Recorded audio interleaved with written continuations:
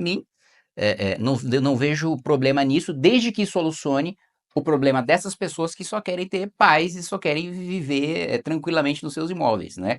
Se fosse qualquer outro profissional, por exemplo, flanelinha. Logo em 2019, eu lembro um dos projetos que eu apresentei foi a proibição de você ter um cara, né, lucrando em cima do espaço público sem que aquele espaço público tenha sido concedido para iniciativa privada, né?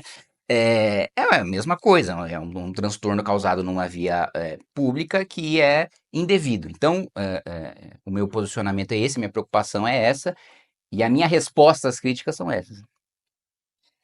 E, deputado, falando agora de uma avaliação mais abrangente, como é que o senhor avalia o governo Lula, né? A gente já está quase na metade do terceiro ano do terceiro mandato.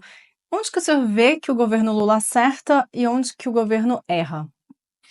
Acho difícil encontrar acertos do governo Lula, tá? E eu não estou dizendo isso só porque eu sou de oposição. Quando você conversa, né? Quando você conversa de bastidor, né? É quando as pessoas falam a verdade, né? E os parlamentares petistas também têm dificuldade de ver grandes acertos do governo quando vão fazer essa autoavaliação, né? Tanto que, eu digo para você, eu tenho dito isso acho que mais ou menos 1 ano e meio, Lula não é candidato.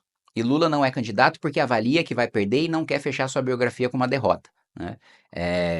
A gente vê agora a disputa interna do PT, né? O próprio Lula endossando o nome do Edinho para a presidência e ainda assim tendo dissidências importantes dentro do partido, com o Lula vivo, presidente da República. Imagine ele fora do cargo, mais afastado da vida pública. Então, o governo está indo tão mal, mas tão mal, que o próprio PT está se esfacelando. E eu acho que nessa disputa para decidir quem vai ser o candidato do PT, Haddad ou Camilo, eu não duvido se uma ala grande do PT derrotada sai do partido e lança seu candidato por outro partido. Mas voltando para a questão do governo Seria Lula. qual partido? Poderia ser um PSB ou PDT, né? Alguém que abrisse as portas, né, para essa ala dissidente do PT. Mesmo porque para fundar um novo, a legislação ficou muito mais difícil do que na época do PSOL, né? Mas eu acho que dois principais problemas do governo Lula, e isso está muito claro em toda pesquisa e toda vez que você anda na rua e conversa com o eleitor: segurança pública e economia, né? Mas as pessoas dão mais responsabilidade sobre economia para o governo federal até do que segurança pública, né? Então, economia é o que a gente vê. Primeiro, nós construímos, né, Haddad e Lula construíram um modelo de destruição do orçamento público brasileiro com a PEC da transição e com o arcabouço fiscal, né?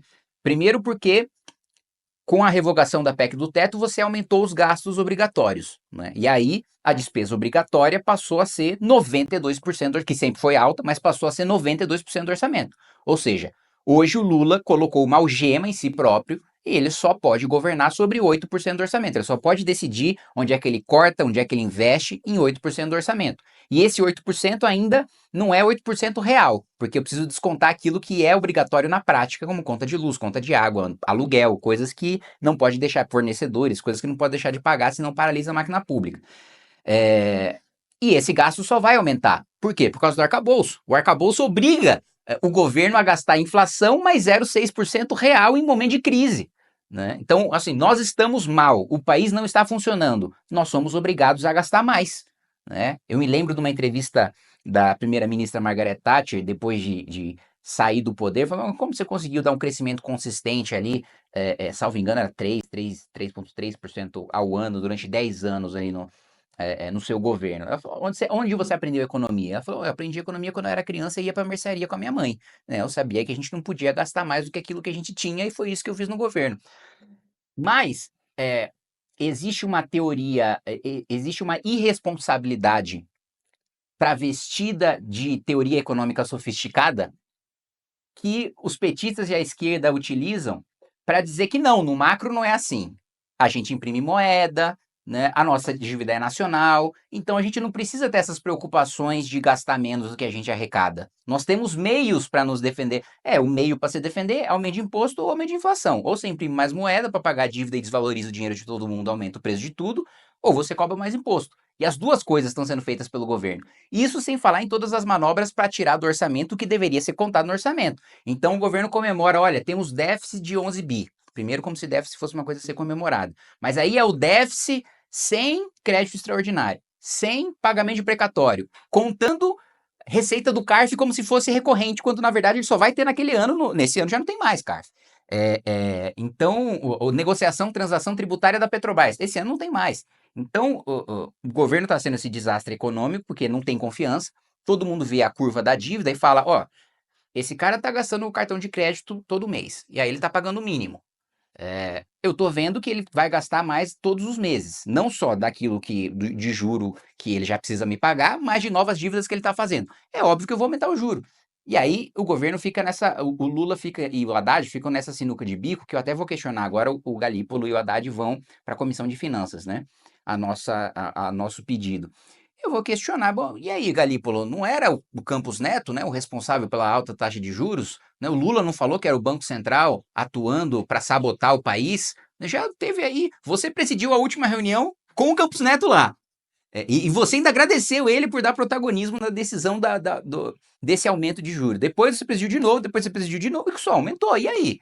Não era o Banco Central o sabotador? Agora você tem o poder de mudar e salvar esse país. Adota a política lá do Tombini, da Dilma. Vai ser uma maravilha. Olha o que eles fizeram baixando o juro na marretada. A gente viveu uma crise econômica pior do que o da pandemia no governo Dilma com esse tipo de política, né? Com a MP da energia elétrica, depois com o Tombini no Banco Central e por aí vai. Então, assim, é um desastre econômico, tá todo mundo vendo, principalmente puxado, a inflação tá sendo principalmente puxada pelos alimentos, e tá todo mundo percebendo isso, e o governo achando que vai resolver isso com a comunicação. Ah, o problema é a comunicação. Não, assim, o produto é muito ruim para você comunicar. Sabe, olha, olha, gente, aqui tem um rodízio de picanha com laxante. Mas, gente, não interessa o quão boa seja a propaganda, ninguém quer comer isso aí. Então, Não convence, né, a é, sua avaliação.